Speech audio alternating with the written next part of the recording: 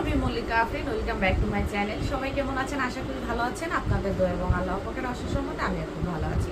তো আমার এই অ্যামেজিং নেল এক্সটেনশন করতে আমার কি কি প্রোডাক্ট লেগেছে বা কিভাবে করেছি সেটা জানতে হলে পুরো ভিডিওটি দেখতে হবে। তো আমি মালয়েশিয়া থেকে কিছু নেইলের প্রোডাক্ট নিয়ে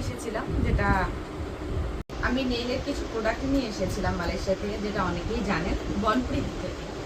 তো আমি হোয়াইট কালার যে জেল পলিশটা ইউজ করেছি, যেটাকে নেল পলিশ বলে, সেটা হচ্ছে এই যে এটা নাম্বার 2।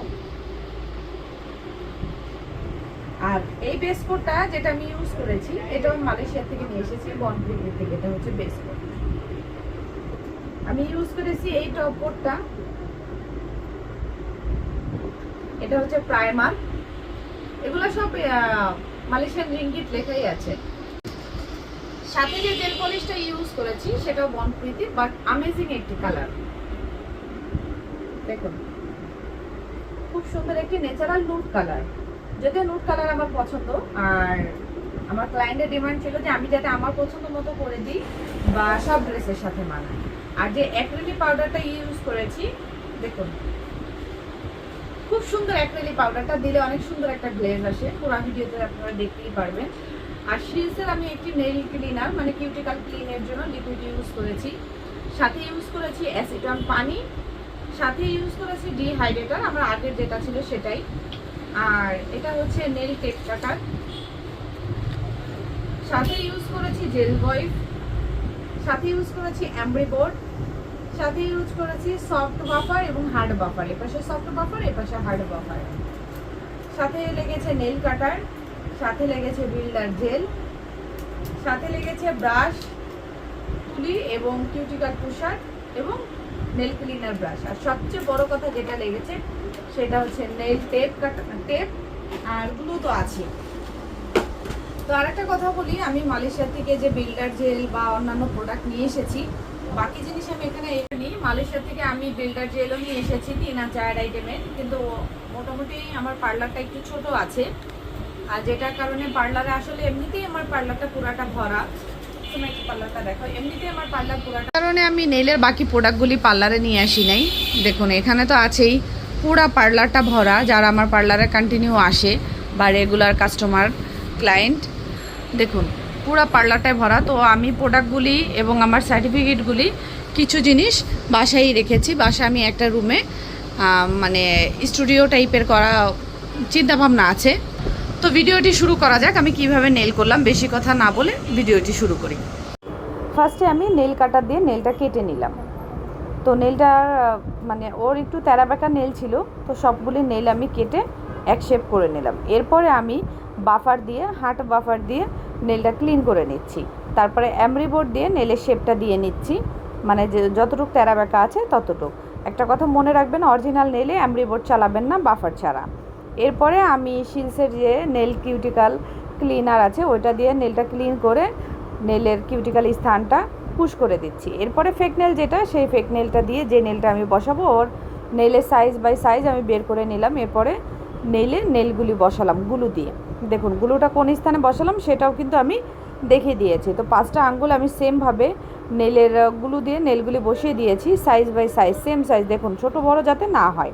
তো 5টা নেলে আমার নেল বসানো হয়ে গিয়েছে, ফেক নেলটা। এরপরে আমি এমব্রি বোর্ড দিয়ে এটা শেপ করে নিচ্ছি। আমি নেলে যে শেপটা দিয়েছি সেটা হচ্ছে কফিন শেপ। আমার ক্লায়েন্ট বলেছে আমার পছন্দ মতো দিতে। ওর নেলগুলি খুবই উইক ছিল, এজন্য খুব সফটলিভাবে কাজ করা লেগেছে। তো আমি কফিন শেপ দিয়েছি। কফিন শেপ দেওয়ার পরে নেলগুলি খুব ভালো করে এমব্রি বোর্ড দিয়ে আমি ক্লিন করে নিচ্ছি। তো 5টা নেলই সেমভাবে আমি সাইজ দিয়ে নিলাম এবং ক্লিন করে নিলাম। এরপর আমি দিচ্ছি ডিহাইড্রেটার দিয়ে কিছু সেকেন্ডের জন্য ওয়েট করবেন। তারপরে দিবেন হচ্ছে প্রাইমার দিয়েও কিছু সেকেন্ড ওয়েট করবেন। এরপর আমি লাস্ট ফিনিশিং দেখুন বেস কোট দিয়ে দিচ্ছি। বেস কোটটা আমি খুবই অ্যামেজিং গ্লেজি, আমি যেটা বলেছিলাম আমি মালয়েশিয়া থেকে নিয়ে এসেছি।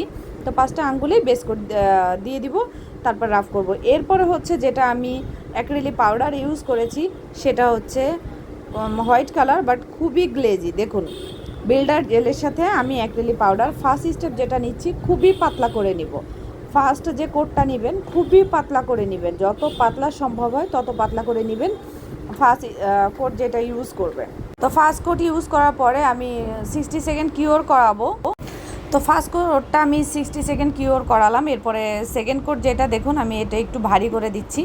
সেকেন্ড কোটও সেমভাবে আমি বিল্ডার জেলের সাথে অ্যাক্রিলিক পাউডার নিয়ে ইউজ করব। আর সেকেন্ড কোটটি আমি যেটা কিওর করাবো সেটা 90 সেকেন্ড বা 120 সেকেন্ড কিওর করাবেন। আর এটা হচ্ছে থার্ড কোট, যেটা হচ্ছে তৃতীয়বার অ্যাপ্লাই করতেছি। এটাও বিল্ডার জেলের সাথে একইভাবে অ্যাক্রিলিক পাউডার দিয়ে আমি অ্যাপ্লাই করব এবং এটা আমি 120 সেকেন্ড কিওর করাবো।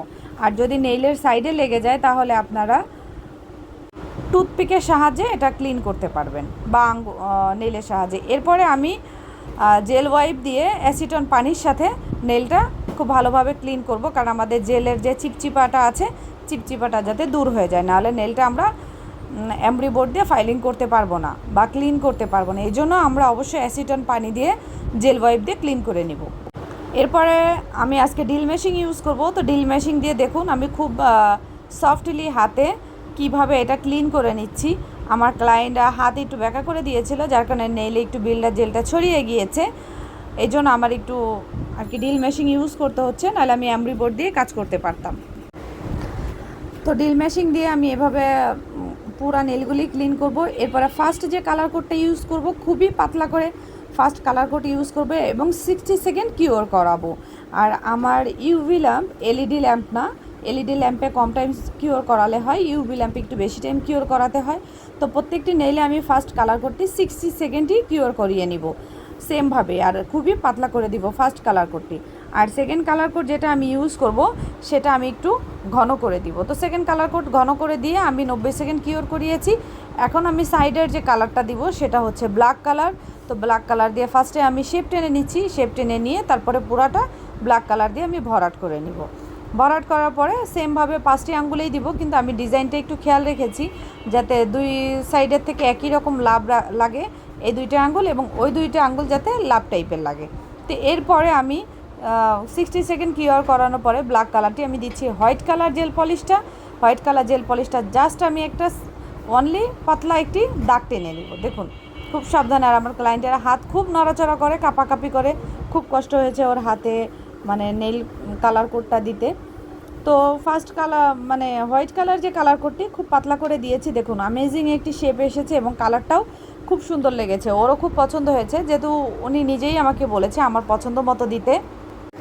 তো সেমভাবে আমি 5টি আঙ্গুলেই দিব। আপনারা নেল এক্সটেনশন করার সময় সব জিনিসগুলি খেয়াল করবেন। তারপর লাস্টে আমি যেটা দিয়েছি সেটা হচ্ছে shining top coat. Shining top coat দিয়ে অবশ্যই 120 সেকেন্ড কিওর করাবেন। 120 সেকেন্ড কিওর করালে এটা একটু গ্লেজটা বেশিই দেয়, যেটা আমার মনে হয় বা যেভাবে আমি শিখেছি। চাইলে কেউ 90 সেকেন্ডও কিওর করাতে পারেন, কিন্তু আমি 120 সেকেন্ড কিওর করাই। আর আরেকটা ডাউট ক্লিয়ার করে দিই, শাইনিং টপ কোটও হয়, ম্যাট টপ কোটও হয়। টপ কোট দুই টাইপের হয়। যদি আপনার ক্লায়েন্ট মানে নেলটা ম্যাট চায় তাহলে ম্যাট টপ কোট ইউজ করবেন, যদি শাইনি চায় তাহলে শাইনি টপ কোট ইউজ করবেন। অবশেষে আমার অসাধারণ নেলটা হয়েছে। ভিডিওটি কেমন লেগেছে অবশ্যই সবাই জানাবেন। ওকে, আল্লাহ হাফেজ।